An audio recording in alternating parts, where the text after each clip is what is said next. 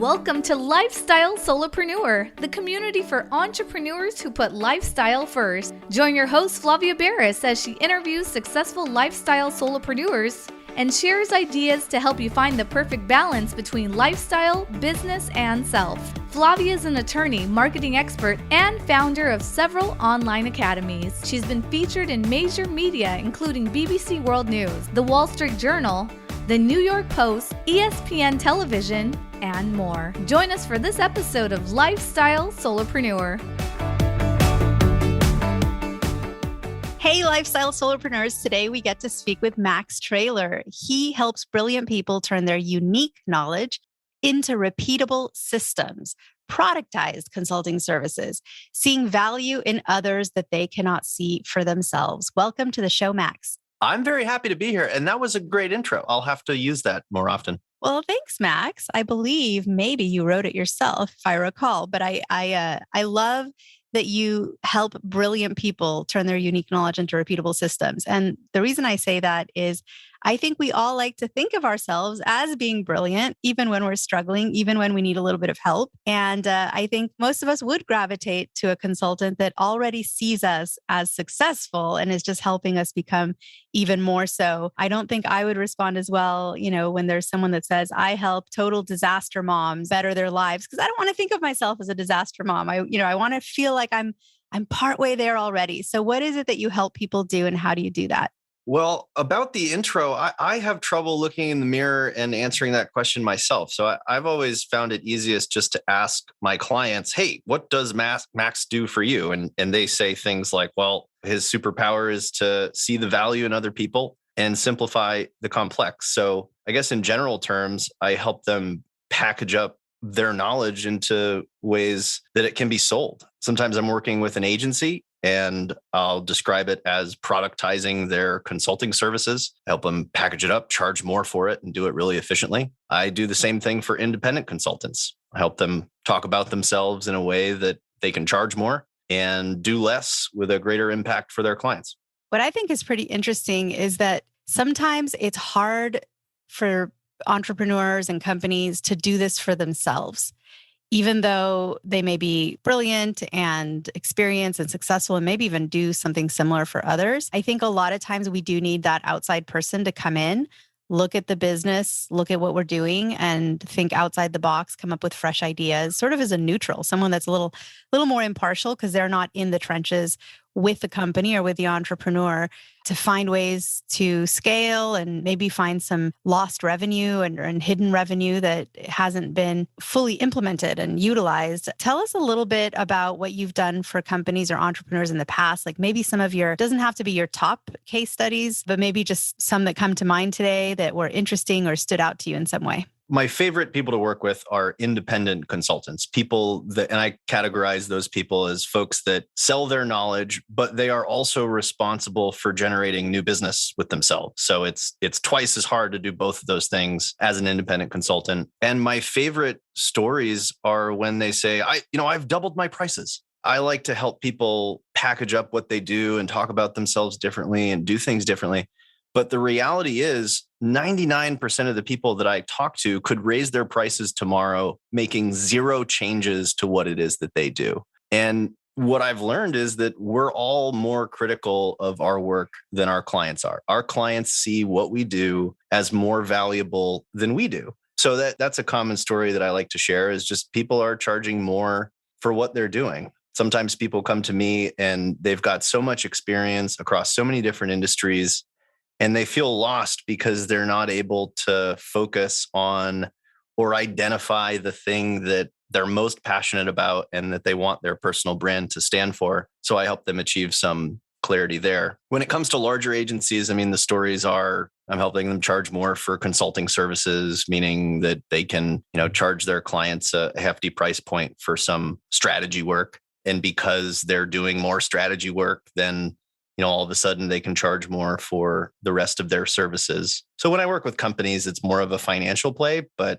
I like to see the impact on an individual's personal life. The thing that got me into doing my own thing was one of my first clients, and he spent 6 months in Africa with his family, and his business doubled in revenue. And that's when I became addicted to helping people improve their personal lives more so than just make money. I love that you not only show people maybe how to charge more, but also you're the person that helps give them permission to charge more, because maybe that's what they needed to hear, is somebody to tell them you can charge more. Like, you absolutely can and you should. And here's how. I love that. Do you think that a really large percentage of the people you help were just undercharging, and that was one of the main sort of pain points in their business? Well, everyone's undercharging. I've met one, like we were talking about my podcast as well. I started it 7 years ago. I've done hundreds of interviews. I've talked to so many more people that didn't end up doing interviews. So I've talked to thousands of people, and I've met one person in my entire career that I feel is charging appropriately. His name is Steve Lashansky. He wrote the book, Ultimate Sales Revolution, and he charges appropriately. He charges a lot of money. Everyone else has not discovered the plateau of what they can charge for the clients that they're working with. And the excuses are, everybody has their own excuses, but I think at the end of the day, I can give people permission, but you actually have to trick yourself into doing it. Like, until, I don't know what it is, but you're going to be uncomfortable when you spit out that number that's twice as much as you're charging today. But until you do it and until you experience the reaction of, oh, yeah, we can do that. Or, well, I can't pay that, but I can pay you this. You realize that people don't say no because the price is too high. When the price is too high, it's the start of a really valuable conversation. But there has to be somewhat of an upper limit or a ceiling on certain products and services, just because clients and customers don't have unlimited budgets. I mean, even the most expensive cell phone on the market, that is the price. It is the most expensive cell phone on the market, but I'm not sure that the manufacturer could charge triple and still make sales. So is there a process in place to sort of feel out what the appropriate floor and what the potential max ceiling would be? And by max ceiling, I'm not referencing your name, Max Traylor, but just the maximum, right? Although I guess you could definitely name some of your processes with your name, because it's a great name to use. I like naming things. I do that in my spare time. It's fun stuff. I'll write that one down. Well, there's two answers to your question. One is that my dad always told me, Max, if you get a yes, double the price. If you get a no, get 4 more no's and then split the difference. So I'm certainly not a fan of outpricing yourself, but I am a fan of consistently pushing the limits and understanding that the price is never right. The price is either too low and you get a yes and you don't learn anything, or the price is too high and it's the start of a valuable conversation. Well, why is that price too high? And now you're in a position of power and perceived value to say, well, maybe you can't pay me $40,000, but you could pay me $20,000 today. And in 30 days, you could pay me another $10,000. And you might only arrive at that place because you had that conversation that came about because the price was too high. So that's one philosophy that I have. But the other thing is that there's two types. For an independent consultant or anybody selling knowledge, you really run two businesses. You run the business of selling strategy, planning, knowledge, your insight. It's an intangible. And you run the business of doing things, actually implementing your ideas. The business of knowledge is value-based. You can charge whatever you want because it's irreplaceable. You are unique. You have unique insights, and you can't go shopping to the next person and price shop you on that. I've seen $1 million strategies that I thought were really bad, just poorly put together documents, but someone paid $1 million for that. And it's because the market for strategy and planning has 0 rules. The market for implementation, the market for doing things, is a commodity-based, competitively priced market. You can only charge what the other people are charging, or else you're going to lose business to someone that's not charging as much. So I think the first thing is to really understand how you're positioning yourself and to shift what you're selling from the doing of things to your thinking and your planning, and then do that fun thing I was talking about of consistently raising your prices. But it's half positioning and half mindset. So because I have a foot in so many different careers and different areas, I was trying to think of what would be sort of a use case or an example that I would resonate with or have some experience with. So I'm going to throw some out and let you pick the one that you think would be most interesting to talk about. I do own a real estate brokerage. So of course, my mind went to commissions for listing homes because of antitrust, they're fully negotiable. Any real estate agent can charge whatever commission they negotiate with their client. The industry historically has sort of averaged out at about a 6% total commission for someone to sell a property. And that's been historically in the past pretty steady. But in recent years, I think especially because of the internet and the different technology companies that have popped up, there has been a downward squeeze on commissions. So now here regionally, at least, 5% seems to be pretty standard, and you see a lot of that in listing agreements. Although there's still some agents who charge the 6% that they've been, charging in their brokerage for decades. And then you see others throwing numbers out like 1%, we call them discount brokerages, where they dangle the 1% listing commission for the consumer. You can see it on billboards and everything. So that's one industry that I think the pricing model is interesting that way. Another industry, I'm a lawyer as well, so I'm dual licensed. I'm a lawyer in 2 states, and in the law, there's so much going on, a big shakeup in how services are priced, because there's a traditional hourly billing model where attorneys bill by the hour.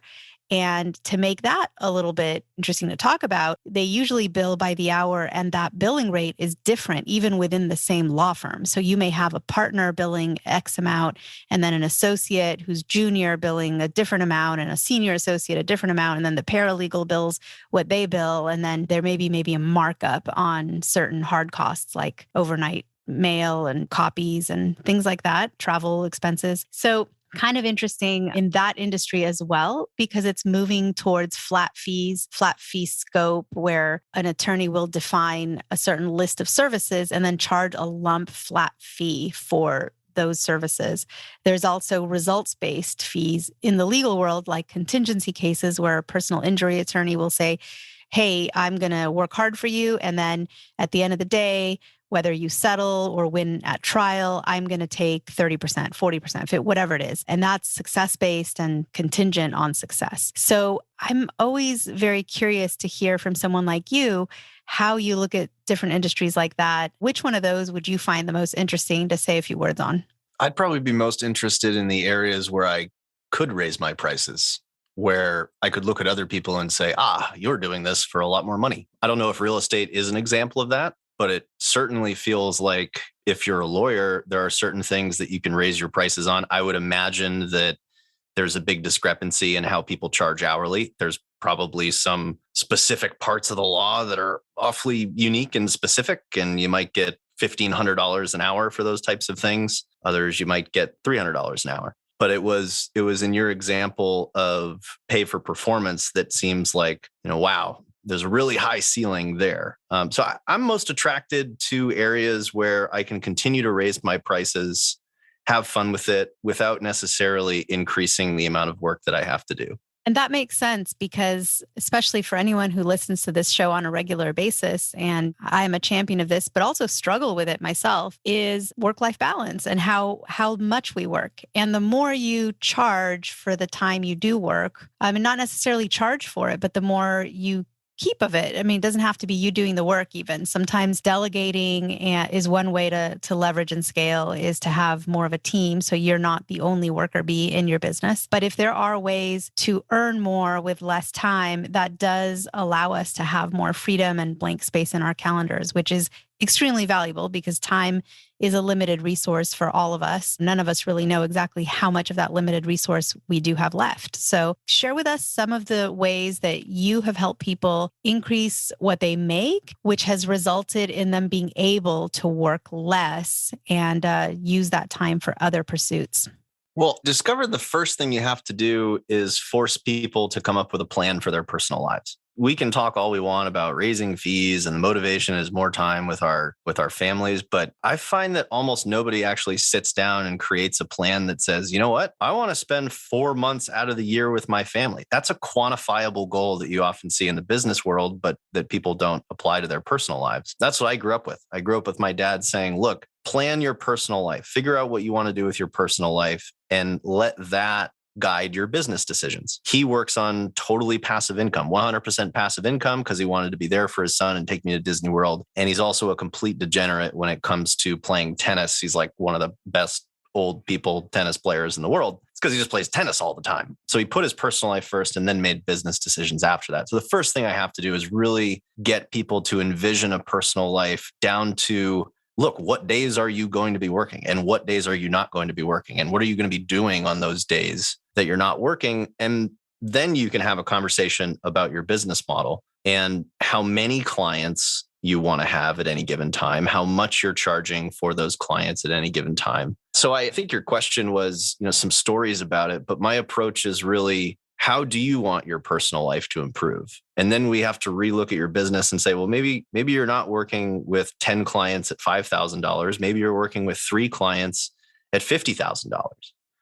And that's going to triple the amount of free time that you have. And what are you going to do with that free time? Well, I'm going to start a podcast. I'm going to start marketing myself. I'm going to write a book. I'm going to spend more time with my kids. I'm going to play golf. And I'm going to give those 3 clients my very best work. Those are the types of things, those are the types of plans that I like to come up with for my clients. The changes they have to make are sometimes the types of clients that they're working with. Well, I now have to go up market to find people that can pay $50,000. Well, that is something that you can do if you try. I have to change the way I talk about myself. I can't say I develop websites. I have to say that I do communication strategy because it sounds more strategic and I can charge whatever I want for it versus I can't charge whatever I want for a website. That's fascinating. And, I was an English major in college, so I love language and words. And you bring up a great point that sometimes even just what we call what we do will change its perceived value in the eyes of the consumer and client. Can we just talk about how many careers have you had? So you're an English major and then you're a lawyer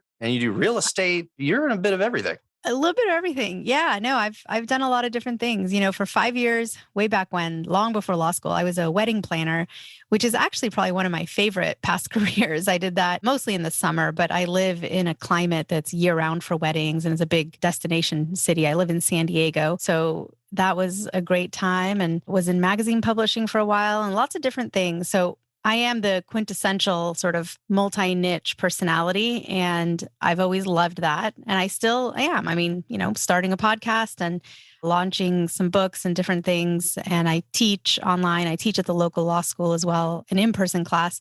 So I definitely am a multi-passionate person. And that I think is both a downfall and a great gift because it is very hard to keep work-life balance when you have more than one job. That is an especially challenging place to be because there's more demands on your time.